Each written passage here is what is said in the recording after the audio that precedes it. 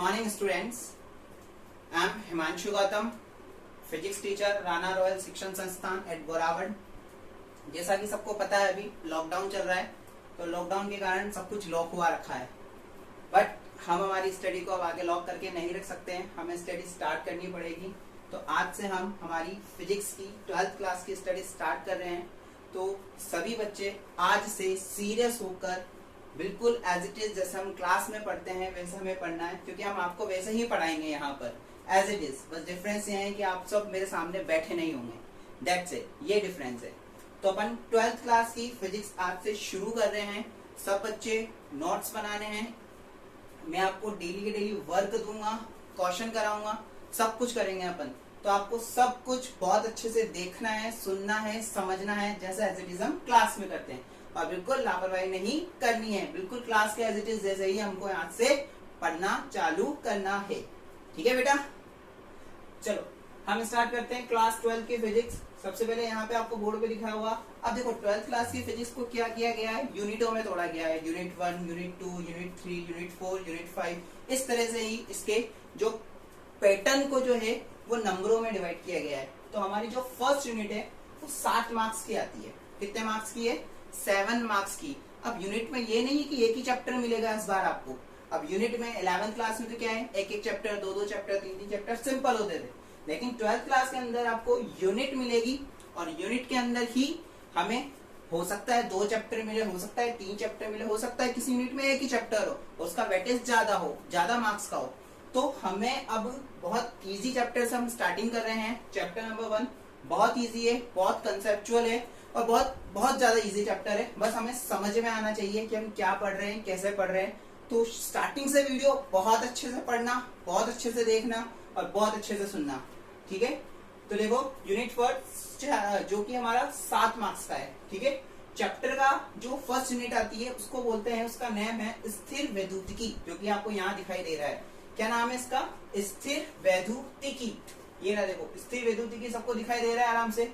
अब देखो सबसे पहले अपन को ये देखते हैं कि हम ये यूनिट पढ़ने जा रहे हैं। स्थिर वैद्युतिकी क्या होती है, क्या है, इस वर्ड का मीनिंग क्या है, सबसे पहले हमें ये समझ में आना चाहिए। तो देखो सबसे पहले अपन देखते हैं स्थिर वैद्युतिकी को इंग्लिश में क्या बोलते हैं। तो देखो स्थिर वैद्युतिकी को इंग्लिश में बोला जाता है इलेक्ट्रोस्टैटिक। क्या बोला गया? इलेक्ट्रोस्टैटिक। अब ये इलेक्ट्रो और स्टैटिक दोनों अलग अलग वर्ड है, दोनों अलग अलग वर्ड है। दोनों वर्ड को मिला दिया तो बन गया क्या? इलेक्ट्रोस्टैटिक। क्या बन गया? दोनों इलेक्ट्रोस्टैटिक्स। लेकिन हम उसको तोड़ कर इसका मीनिंग समझेंगे सबसे पहले कि इलेक्ट्रोस्टैटिक्स क्या है। देखो इलेक्ट्रो का मतलब जो होता है वो है इलेक्ट्रॉन। क्या है?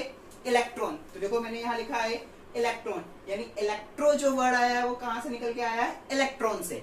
मतलब हम ये समझ रहे हैं कि इस इलेक्ट्रो के अंदर हम किसके बारे में पढ़ेंगे? सबसे पहले इलेक्ट्रॉन के बारे में पढ़ेंगे। हमें यहां से अभी तक बस इतना समझ में आ रहा है।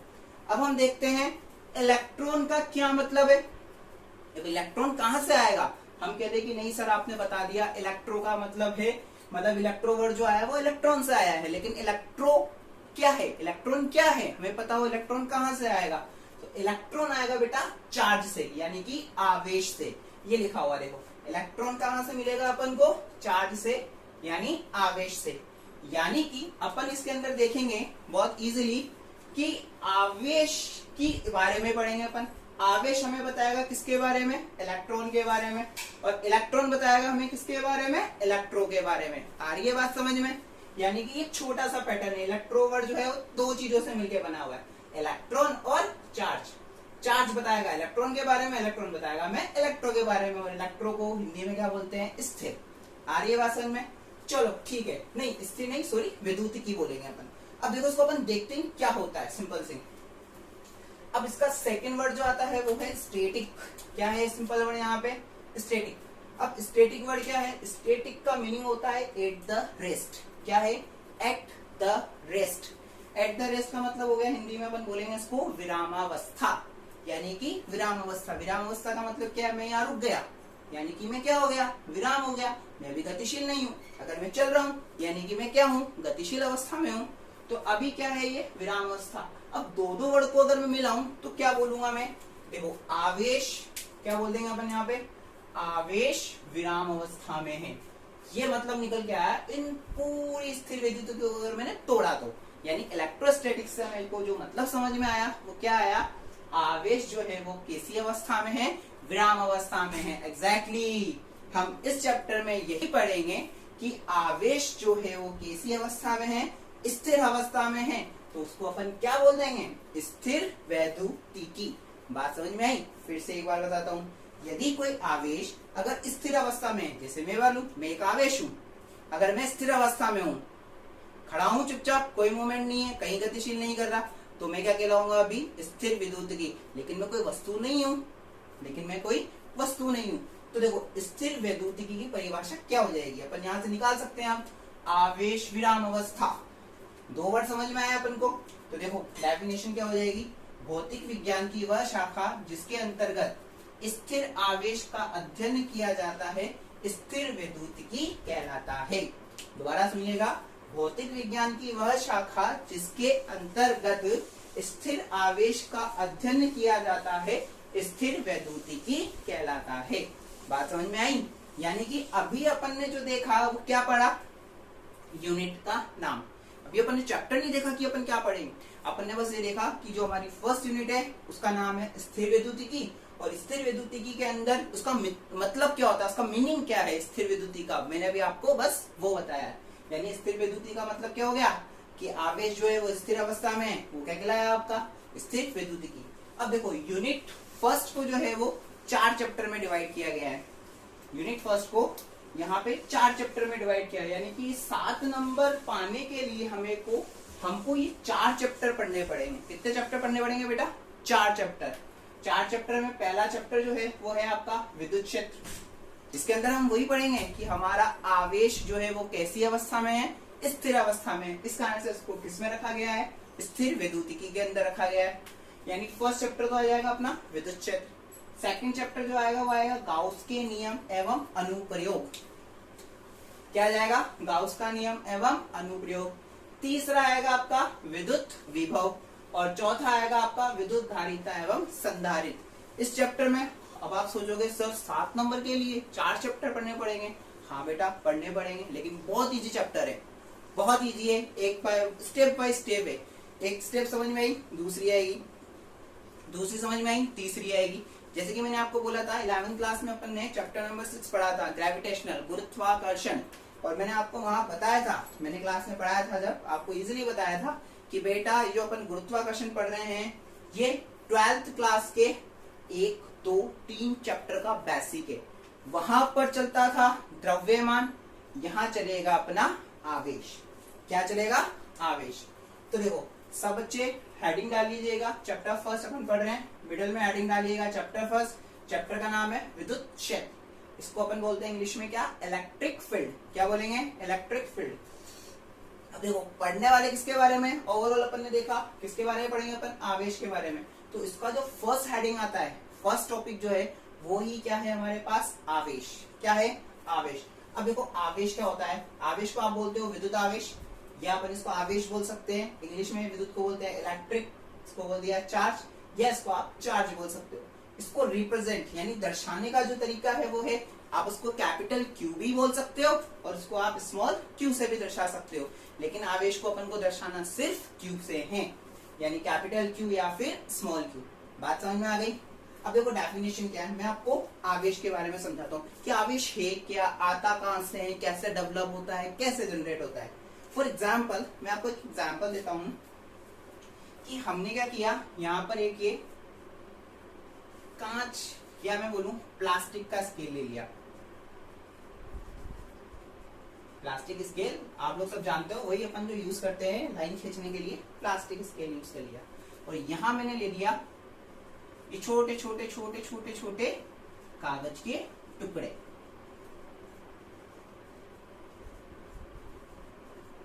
ये अपन ने क्या लिख दिया, तो यहाँ पे एक जगह मैंने लिया प्लास्टिक का स्केल और यहाँ पे ले लिया मैंने कागज के छोटे छोटे छोटे छोटे टुकड़े।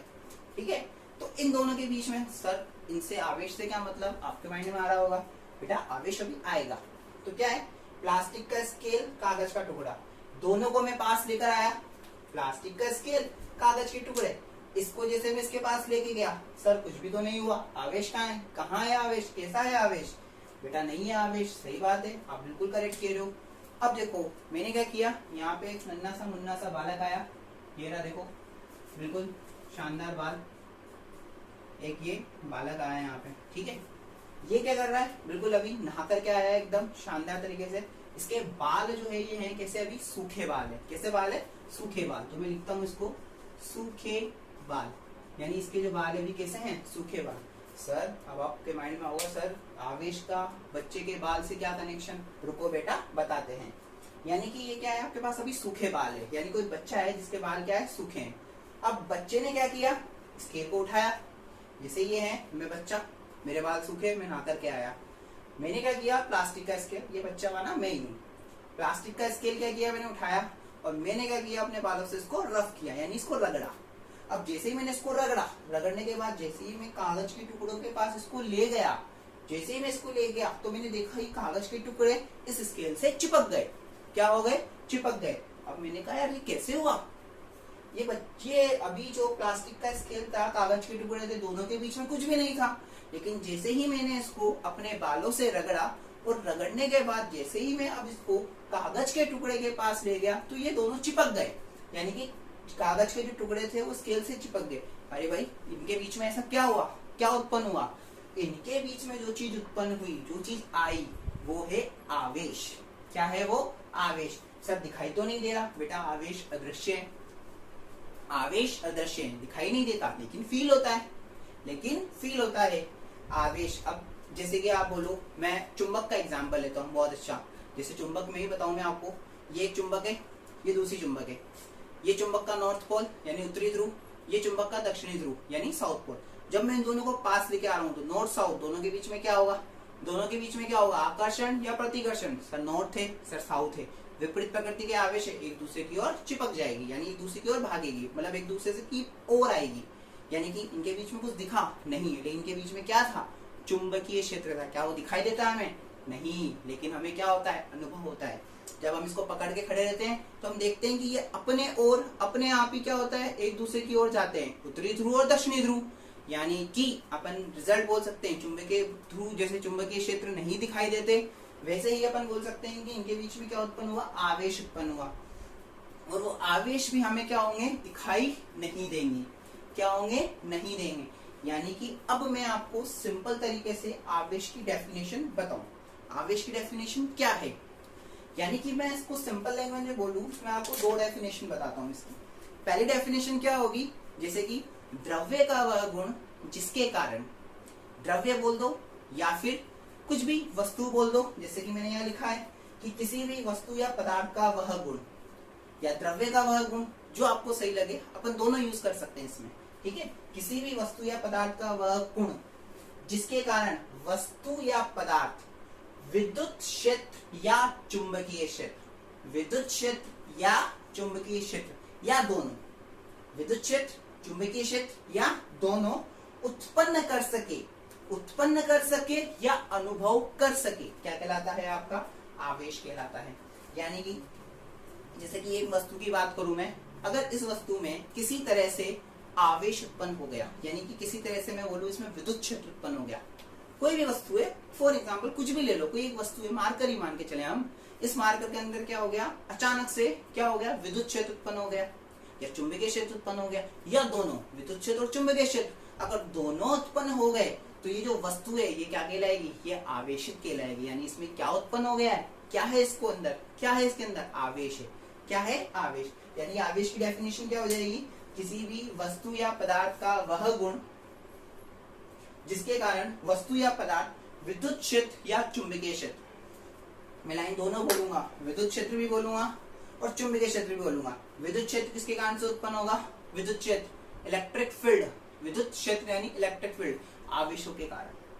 आवेश बोल दो, जैसे कि अपने लाइट के प्लग होते हैं, लाइट के जो प्लग होते हैं उनके अंदर क्या होता है, विद्युत क्षेत्र होता है, करंट लगता है ना हमें, तो क्या है उसके अंदर, विद्युत क्षेत्र। दूसरा क्या हो गया, चुंबकीय क्षेत्र, अभी मैंने चुंबक का एग्जांपल दिया आपको, उसके अंदर क्या हो रहा है, चुंबकीय क्षेत्र, या दोनों, विद्युत क्षेत्र भी और चुंबकीय क्षेत्र भी, अगर ये दोनों भी एक साथ किसी जगह उत्पन्न हो रहे हैं, हाँ होते हैं दोनों, दोनों एक साथ उत्पन्न होते हैं, जिसका कि अपन आगे पढ़ेंगे, आगे चैप्टर्स में आएगा हमारे कि दोनों एक साथ कहाँ उत्पन्न हो रहे हैं, कैसे उत्पन्न हो रहे हैं, मैं आपको उत्पन्न करके भी दिखाऊंगा बोर्ड पे हम उत्पन्न करेंगे।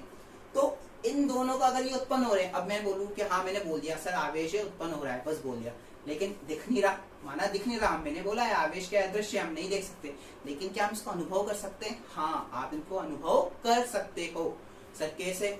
बेटा इलेक्ट्रिक सॉकेट होता है 3 पिन, अपन तार लगाते हैं, उसमें तार मत लगाओ, अपनी अंगुली लगाओ, लाइट दिखाई नहीं देगी, उसके अंदर क्या है? विद्युत क्षेत्र। आपको ये तो पता है कि करंट है, इसमें करंट आएगा, लगाएंगे हमें झटका लगेगा, लेकिन हमें दिखाई नहीं दे रहा, पर क्या हम अनुभव कर सकते हैं? ऑफ कोर्स आप कर सकते हो, हाथ डालो उसमें, अनुभव होगा, होता है हमें अनुभव, तो एग्जैक्टली हमें अनुभव होता है, यानी कि वहां पर क्या है? विद्युत क्षेत्र। चुंबकीय क्षेत्र हमें अनुभव होता है जब किसी चुंबक को पास लेकर आते हैं, दो चुंबकों को पास लेकर आ रहे हैं, या तो उनके बीच में प्रतिकर्षण होगा या उनके बीच में आकर्षण होगा, यानी अनुभव हो रहा है, हम उनको टच नहीं कर रहे और कुछ दिखाई भी नहीं दे रहा, लेकिन अनुभव हो रहा है। तो इस प्रकार जो चीज बनती है या इस प्रकार से जो डिटेल है वो आपके आवेश के अंदर आएगी, यानी कि फिर से डेफिनेशन बोल रहा हूं मैं, किसी भी वस्तु या पदार्थ का वह गुण जिसके कारण वस्तु या पदार्थ विद्युत क्षेत्र या चुंबकीय क्षेत्र या दोनों उत्पन्न या अनुभव करने लगता है, क्या कहलाता है? आपका आवेश कहलाता है। ये एग्जाम्पल से आपको समझ में आ गया होगा आवेश क्या होता है। दोनों आवेशित नहीं थे, अपन ने क्या लिया? प्लास्टिक का स्केल लिया था, कागज के टुकड़े लिए थे, रफ किए, रगड़ने से क्या हुआ? इसके अंदर आवेश उत्पन्न हुआ, आवेश उत्पन्न होने के कारण से इसने क्या किया? कागज को अपनी ओर आकर्षित किया, तो ये क्या कहलाया? आपका पूरा आवेश। की आवेश ऐसे बनता है। अब आते हैं आवेशों के प्रकार, नया हेडिंग आता है आपका आवेशों के प्रकार। अब देखो आवेशों के प्रकार क्या हो जाएंगे। तो एक साइंटिस्ट हुआ करते थे, अब नहीं है, हुआ करते थे, नाम था बेंजामिन फ्रैंकलिन, सॉरी मैंने गलत बोल दिया था, बेंजामिन फ्रैंकलिन, साइंटिस्ट का नाम था बेंजामिन फ्रैंकलिन। इन्होंने क्या किया? आवेशों के बारे में बताया। अब इनको क्या है ना, साइंटिस्ट तो थी सही, तो प्रेक्षण करेंगे, एक्सपेरिमेंट करेंगे, तो एक्सपेरिमेंट किया इन्होंने आवेशों के बारे में, और आवेशों के बारे में इन्होंने प्रेक्षण करके यानी कि एक्सपेरिमेंट करके ये पता लगाया कि हमारी प्रकृति में जो है आवेश जो होते हैं वो 2 प्रकार के होते हैं। कितने प्रकार के होते हैं? 2 प्रकार के। ये किसके बाद किसने बताया? बेंजामिन फ्रैंकलिन ने बताया कि आवेश जो है वो कितने प्रकार के होते हैं बेटा? 2 प्रकार के। तो कौन कौन से होते हैं सर वो 2 आवेश? अभी बताता हूँ मेरे को। तो इन्होंने जो बताया कि आवेश जो है वो 2 प्रकार के होते हैं। पहला आवेश होता है आपका धनात्मक आवेश। क्या होता है? धनात्मक आवेश। और दूसरा आवेश होता है आपका ऋणात्मक आवेश। क्या हो जाएगा बेटा? दूसरा ऋणात्मक आवेश। यानी कि जो फ्रैंकलिन अंकल थे उन्होंने अपन को बताया कि आवेश आपके 2 प्रकार के हैं, एक धनात्मक आवेश है और ऋणात्मक आवेश है। अब देखो बेटा दोनों की प्रकृति क्या है? एक दूसरे की विपरीत है। धनात्मक जोड़ना, ऋणात्मक घटाना, दोनों एक दूसरे के विपरीत हुए। दोनों क्या हुए? एक दूसरे के विपरीत हुए। तो हमें बताया गया कि आवेश जो है वो 2 प्रकार के होते हैं, धनात्मक आवेश और दूसरा है ऋणात्मक आवेश। ठीक है, अब इनके बारे में अपन आगे थोड़ी सी और चर्चा करेंगे। इसके बारे में थोड़ा सा मैं तुम्हें एक स्टार पॉइंट और लगा के बता दूं थोड़ी सी चीज, कि यदि हमने पढ़ा है यदि आवेश स्थिर है तो वो कौन सा क्षेत्र उत्पन्न करेगा। इंपॉर्टेंट पॉइंट है बेटा, काफी बार एग्जाम में पूछा गया है, कंपटीशन एग्जाम में भी बहुत बार पूछा गया है, 1 नंबर में क्वेश्चन बन जाता है कि स्थिर आवेश क्या उत्पन्न करता है। ऑप्शन आ जाता है, ऑप्शन नहीं बोले तो सिंपल सा क्वेश्चन है कि स्थिर आवेश क्या उत्पन्न करता है? विद्युत क्षेत्र, चुंबकीय क्षेत्र, या दोनों, या कुछ भी नहीं।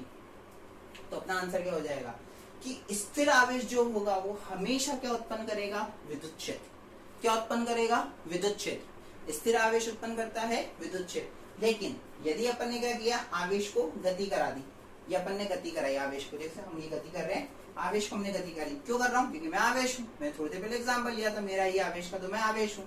तो क्या कर रहा हूँ? मैं गति कर रहा हूँ, यानी मैं आवेश हूँ। आवेश को अगर गति करा दी तो गति कराने से ही आवेश के अंदर क्या उत्पन्न हो जाता है? आप देखो क्या क्या उत्पन्न कर रहा है वो? विद्युत क्षेत्र कर रहा है प्लस चुंबकीय क्षेत्र कर रहा है। यानी जब भी आवेश गति करेगा तो वो 2 चीजें उत्पन्न करता है, विद्युत क्षेत्र और चुंबकीय क्षेत्र। अब तीसरा पॉइंट क्या हो जाएगा सर? तीसरा पॉइंट ये है कि यदि मैं इसको त्वरित कर दूं, बताओ वहां आगे धीरे धीरे आएगा सब, कि अगर मैं आवेश को त्वरित कर दूं, त्वरित का मतलब समझते हो सर? यदि मैं आवेश को त्वरित करूं तो वो क्या करता है? विद्युत क्षेत्र व चुंबकीय क्षेत्र के साथ विद्युत चुंबकीय तरंगे भी उत्पन्न करता है। सर विद्युत चुंबकीय तरंगे क्या होती है, माइंड में आया बेटा, पढ़ेंगे आगे, बस अभी लाइन बता रहा हूँ, चाहो तो अंडरलाइन करके रख लेना, पूछना, मैं बताऊंगा आगे कि विद्युत चुंबकीय तरंगे क्या होती है। सिंपल वे में बता दूं, ऐसी तरंगे जिनके अंदर विद्युत क्षेत्र या विद्युत व चुंबक दोनों के गुण पाए जाते हैं, क्या कहलाती है, विद्युत चुंबकीय तरंगे कहलाती है। सिंपल है, बात समझ में आई, कोई दिक्कत नहीं है। ठीक है, तो मैं यहाँ लिख देता हूँ, नियत आवेश क्या उत्पन्न करेगा, बोलो सब मेरे साथ, नियत आवेश उत्पन्न करेगा सिर्फ विद्युत क्षेत्र। सही है सर, बिल्कुल समझ में आ गई बात। सेकंड पॉइंट में बात करूं कि नियत वेग से गतिशील आवेश, नियत वेग से गतिशील आवेश क्या उत्पन्न कर देगा भाई, बताओ। अभी बताया मैंने सर, विद्युत क्षेत्र प्लस क्या बात करेंगे अपन, चुंबकीय क्षेत्र। ठीक है, और त्वरित आवेश, अगर मैं त्वरित आवेश की बात करूं तो त्वरित आवेश क्या उत्पन्न कर रहा है, विद्युत क्षेत्र प्लस चुंबकीय क्षेत्र प्लस विद्युत चुंबकीय तरंगे, यानी कि त्वरित आवेश जो है वो विद्युत क्षेत्र, चुंबकीय क्षेत्र व विद्युत चुंबकीय तरंगे भी उत्पन्न करता है। तो ये आवेश के बारे में अपन ने थोड़ा बहुत अभी पढ़ा। अब आता है बेटा आवेश के मात्रक की बात करें अपन कि आवेश का मात्रक क्या होता है। ठीक है, तो अब अपन आवेश के मात्रक या इकाई की। अब देखो आवेश का जो मात्रक है ना बेटा, इसके बहुत सारे मात्रक होते हैं, क्योंकि बहुत सारी पद्धतियां होती है। एसआई पद्धति अपन ने पढ़ी है, सीजीएस पद्धति पढ़ी है ना अपन ने, बहुत सारी 11वीं क्लास में पढ़ते हैं अपन। तो अपन बात कर रहे हैं आवेश के मात्रक की इकाई की। तो देखो आवेश का जो एसआई पद्धति में मात्रक होता है वो होता है कुलाम। एसआई पद्धति यानी अंतरराष्ट्रीय पद्धति। अंतरराष्ट्रीय पद्धति में जो मात्रक होता है वो होता है कुलाम। क्या होता है, कुलाम। वेरी इंपॉर्टेंट, अपन को ये मात्रक याद रखना है, इंपॉर्टेंट है ये वाला, अपन को मात्रक याद रखना है और यही हमारे ज्यादातर यूज आएगा। कुलाम, इसको दर्शाते हैं बेटा अपन सी से, यानी कि एक और चीज याद हुई हमें, आवेश का मात्रक जो होता है वो क्या होता है, कुलाम। देखो क्लास में सारी चीजें याद रखनी है अपने को, सबसे सिंपल चीज है, बहुत इजी वे में चल रहा है, बहुत इजी वे में पढ़ेंगे अपन, कोई टिपिकल चीज है ही नहीं, फिजिक्स टिपिकल होती ही नहीं है, बस समझ में आनी चाहिए अच्छे से। तो एसआई पद्धति में मात्रक क्या हो गया इसका, कुलाम। ठीक है, अब देखो एसआई के अलावा दूसरी पद्धति क्या होती है, सीजीएस पद्धति। सीजीएस पद्धति क्या होती है आपको पता है, सेंटीमीटर ग्राम सेकंड पढ़ी है अपन ने 11वीं क्लास में। तो सीजीएस पद्धति में जो आवेश का मात्रक है वो होता है ESU। क्या होता है बेटा, ESU। सर ESU क्या है फुल फॉर्म, इसको बोलते हैं बेटा वैद्युत स्थिर इकाई। क्या बोला जाता है इसको, वैद्युत स्थिर इकाई। बेटा देखो स्टार्टिंग है, कुछ टर्म अपन को याद रखनी पड़ेगी, स्टार्टिंग है क्योंकि स्टार्टिंग में कुछ चीजें अपन को याद रखनी पड़ेगी, क्योंकि तभी तो अपन आगे इसको बढ़ाएंगे कि क्या चीजें होती है, अपन को पता होना चाहिए ना कि क्या है क्या नहीं है। तो देखो सीजीएस पद्धति में इसका मात्रक क्या हो गया, ESU, यानी कि वैद्युत स्थिर इकाई। इसको एक और नाम से बोला जाता है वो है स्टेट कुलाम। क्या बोला जाता है इसको, स्टेट कुलाम। स्टेट कुलाम को अपन रिप्रेजेंट करते हैं ऐसे ST डैश लगा के कुलाम, यानी C, या इसको आप C भी लिख दो, कुलाम, यानी कि इसको अपन बोलते हैं स्टेट कुलाम। अब देखो आवेश है, विद्युत क्षेत्र है, प्लस कौन सा क्षेत्र हो सकता है, चुंबकीय क्षेत्र। तो सीजीएस पद्धति में एक और मात्रक है इसका EMU। EMU की फुल फॉर्म होती है, इसको बोलते हैं हिंदी में वैद्युत चुंबकीय इकाई। क्या बोलेंगे अपन इसको, वैद्युत चुंबकीय इकाई। और इसका एक और नाम है, इसको बोलते हैं जिससे स्टेट कुलाम, इसको बोलते हैं एब कुलाम। क्या बोलते हैं इसको, एब कुलाम। आ गई बात समझ में, यानी कि एसआई पद्धति में मात्रक होगा आवेश का, क्या होगा, कुलाम। लेकिन सीजीएस पद्धति में मात्रक इसके दो होंगे, पहला होगा ESU, दूसरा होगा EMU। ESU को अपन क्या बोल देंगे, वैद्युत स्थिर इकाई और स्टेट कुलाम, और चुंबकीय EMU को क्या बोलेंगे, वैद्युत चुंबकीय इकाई, या फिर इसका एक और नाम क्या है, एब कुलाम। चलो आगे बढ़ते हैं, आगे देखते हैं कि आवेश का और क्या क्या मात्रक हो सकते हैं। देखो आवेशों के बारे में किसने बताया था, याद करो, अभी बताया था मैंने, आवेशों के प्रकार, धनावेश ऋणावेश किसने बताया था, बेंजामिन फ्रैंकलिन। तो ऐसा हो ही नहीं सकता कि साइंटिस्ट अपना नाम ना दे। तो आवेश का एक मात्रक और होता है जिसका नाम है फ्रैंकलिन, यानी आवेश का सबसे छोटा मात्रक। आवेश का बिल्कुल छोटा सा, चिन्ना सा, बिल्कुल छोटा सा है। आवेश का जो सबसे छोटा मात्रक होता है वो होता है क्या, फ्रैंकलिन। क्या होता है, फ्रैंकलिन। अब देखो इनकी वैल्यू भी देखें अपन, सबसे पहले देख लेते हैं एक फ्रैंकलिन इज इक्वल टू कितना होता है। देखो एक फ्रैंकलिन इज इक्वल टू होता है, इसकी वैल्यू होती है, याद रखने वाली वैल्यू है ये 3.33 इंटू 10⁻⁻10 कुलाम। यानी मैं बोलूं इसको एक फ्रैंकलिन इज इक्वल टू होता है 3.33 गुणा 10⁻10 कुलाम। ये है, आ जाती है कभी एक एक नंबर में पूछा जाता है, डायरेक्ट याद रखना है अपन को कि एक फ्रैंकलिन इज इक्वल टू कितना होता है 3.33 गुणा 10⁻10 कुलाम। अब छोटा मात्रक है तो आवेश का बड़ा मात्रक भी होगा, है ना। तो आवेश का जो सबसे बड़ा मात्रक है वो है फेराडे। क्या है? फेराडे। तो आवेश का सबसे बड़ा मात्रक क्या हो गया? फेराडे। पूछा जा सकता है एक नंबर में, बहुत छोटा सा क्वेश्चन है। अब एक फेराडे इज इक्वल टू कितना होता है बेटा? वैसे देखा जाए तो वो होता है 96,485 कुलाम, बट कैलकुलेशन के लिए हम इसको लेते हैं 96,500 कुलाम। तो आपकी बुकों में ज्यादातर आपको यही मिलेगा 96,500 कुलाम, क्योंकि यही लिखा जाता है, क्योंकि यही कैलकुलेशन के लिए यूज होता है। ज्यादा ये मात्रक यूज नहीं होंगे, हमारा जो ज्यादा मात्रक यूज होगा वो कुलाम ही होगा। बट क्या क्या मात्रक हो सकते हैं हम देखेंगे जरूर, मैं आपको बताऊंगा जरूर। अब जो ये फेराडे जो है ना, इसको एक नाम और दिया गया, प्रायोगिक नाम।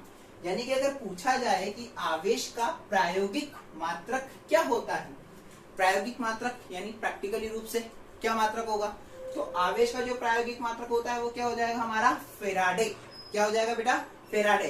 फेराडे एक और चीज है, आवेश का सबसे बड़ा मात्रक। दूसरा चीज क्या है? आवेश क्या है जो है, सॉरी फेराडे जो है वो क्या है? आवेश का प्रायोगिक मात्रक, यानी प्रायोगिक मात्रक है। ठीक है। अब देखो यहाँ पे फेराडे, आगे आप जैसे जैसे चैप्टर पढ़ोगे तो आगे जाके आप एक मात्रक और सुनोगे जिसका नाम है फेरड। आएगा आगे चैप्टर नंबर 3, 4 में आएगा ये आपके। ठीक है। अब ये मात्रक होगा आपका वहां पे किसका? संधारित्र का। किसका होगा? संधारित्र का। तो ध्यान रखना है, कंफ्यूज नहीं होना है। ये फेरड है जो कि किसका मात्रक होगा?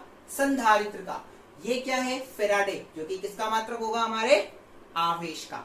आ गई बात समझ में? अब देखो ये सब चीजें तो हो गई, अब इनके वैल्यू भी है, इनके बीच में संबंध भी देख लें कि एक ESU इज इक्वल टू कितने कुलाम होता है, एक कुलाम इज इक्वल टू कितने ESU होता है, पता होना चाहिए। जैसे एग्जांपल ऐसे अपन को पता होता है कि 1 किलोग्राम में कितने ग्राम होते हैं? 1000 ग्राम होते हैं।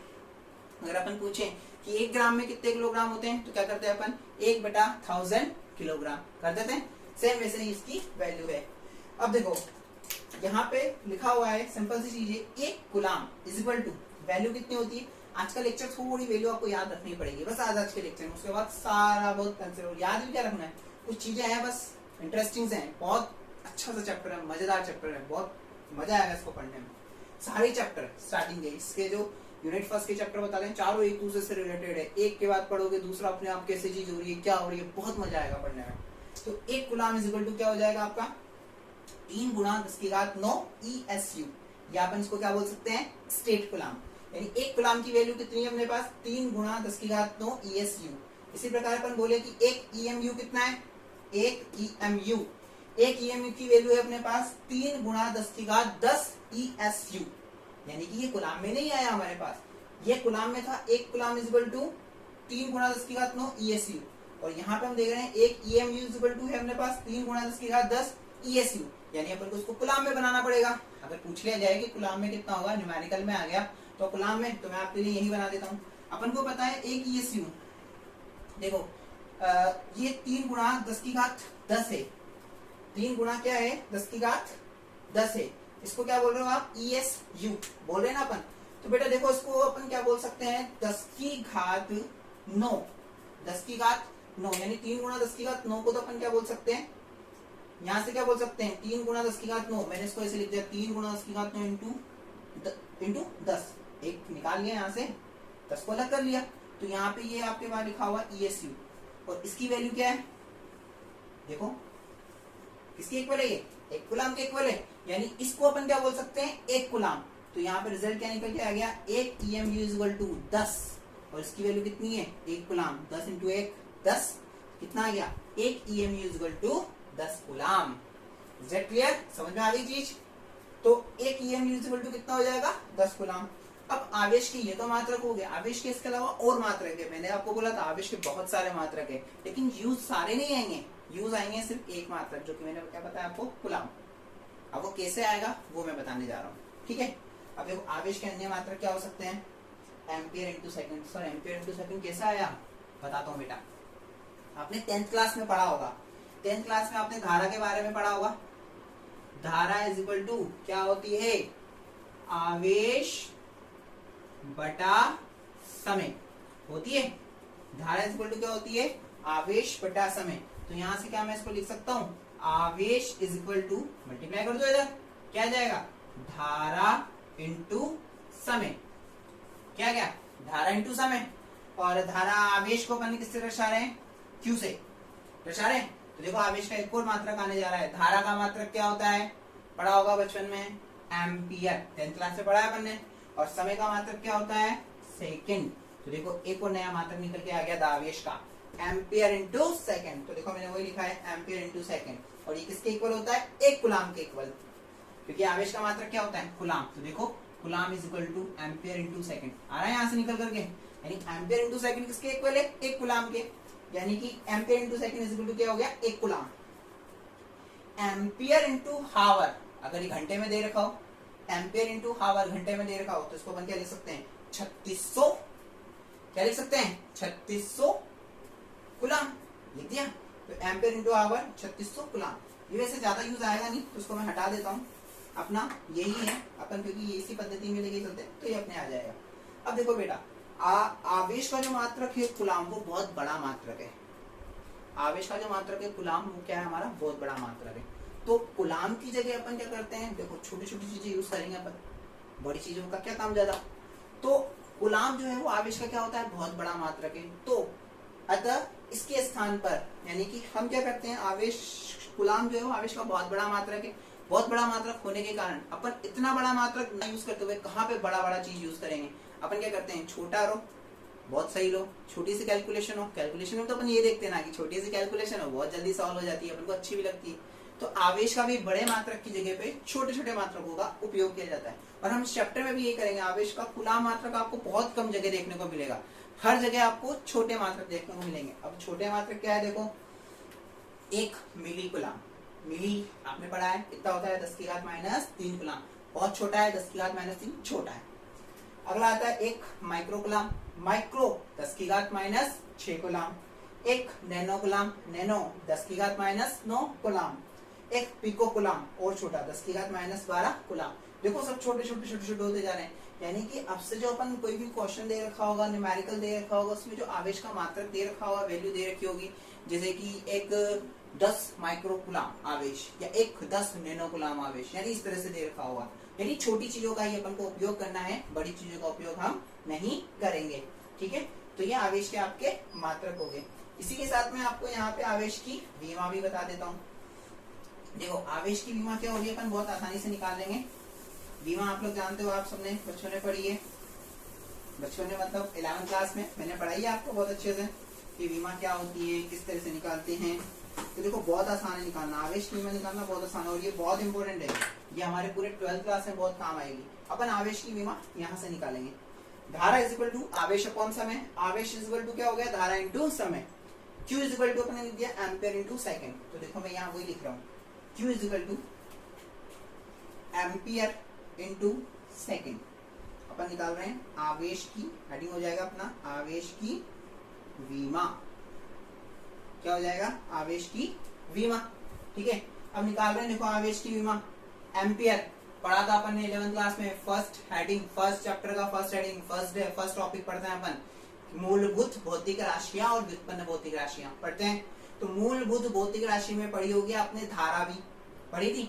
तो धारा का जो मात्रक लिखते हो मेरे ख्याल से आप एम्पियर लिखते हो, और मूलभूत भौतिक राशि होने के कारण, मूलभूत भौतिक राशि क्या होती है, ऐसी राशि जो किसी अन्य भौतिक राशि पर निर्भर नहीं करती है, क्या कहलाती है आपकी, भौतिक राशि, सॉरी मूलभूत भौतिक राशि कहलाती है। तो ये किसी अन्य पर निर्भर नहीं करेगी, तो इसकी विमा अपन क्या बोल सकते हैं, सीधा सीधा ए, पावर 1 है यानी कि ए। समय की विमा, समय की विमा क्या होती है, टी, यानी कि ये भी 1 है ये भी 1 है, तो इसको मिला करके अपन क्या लिख सकते हैं, A1 T1, या आप इसको ऐसे ही बोल सकते हो, पावर 1 होने के कारण AT। तो ये क्या हो जाएगी आपकी आवेश की विमा। अब विमा तो है, लेकिन इसको अपन पैटर्न से लिखें। विमा लिखने का एक पैटर्न होता है, आप सबको याद है, 11th क्लास में पढ़ते हैं अपन, M0 L0 T1 A1, तो ये क्या आ गई अपने पास, आवेश की विमा निकल कर आ गई। बात समझ में आ गई। तो आवेश की विमा अपन को याद रखनी है आज से। आवेश की विमा क्या हो जाएगी, सीधा सीधा A1P1, या अपन इसको बोल सकते हैं AT। बात समझ में आ गई। चलो बेटा, अपन ने जो अभी तक पढ़ा है उस पर अब छोटा सा एक प्रश्न करते हैं। प्रश्न क्या है, एक छोटा सा क्वेश्चन है, मैं दे रहा हूं, देखो क्या है, ध्यान से देखना। एक स्टेट कुलाम अपॉन एक एव कुलाम का अनुपात बताइए, या फिर ये बोल सकता हूँ एक स्टेट कुलाम व एक एव कुलाम का अनुपात बताइए। अभी अभी अपन ने पढ़ा है कि एक स्टेट कुलाम कितना होता है, देखो यहाँ पे लिखा हुआ है, एक कुलाम इज इक्वल टू कितना होता है आपका, एक कुलाम इज इक्वल टू होता है 3 गुणा 10⁹ ESU है स्टेट कुलाम। तो अपन को एक स्टेट कुलाम लिखना है, तो एक स्टेट कुलाम कितना हो जाएगा, यहाँ से एक statcoulomb is equal to क्या बोल सकते हैं, इस वैल्यू को नीचे ले जाएं तो क्या आ जाएगा आपके पास, 1/3 गुणा 10⁹ कुलाम। आ गया बात समझ में। और एक कुलाम की वैल्यू 10 कुलाम, सीधा सीधा कुलाम में दिया हुआ है, तो अपन क्या करें, आओ वैल्यू रख देते हैं। एक statcoulomb is equal to अपने लिख दिया 1/3 × 10⁹ कुलाम अपॉन एक कुलाम इज इक्वल टू लिख दिया 10 कुलाम। ये क्या होगा, नीचे आ जाएगा, नीचे आके कितना हो जाएगा, 3 गुणा 10⁹ × 10 कुलाम। 10⁹ × 10 कितना हो गया, 10⁻10, यानी कि 1/3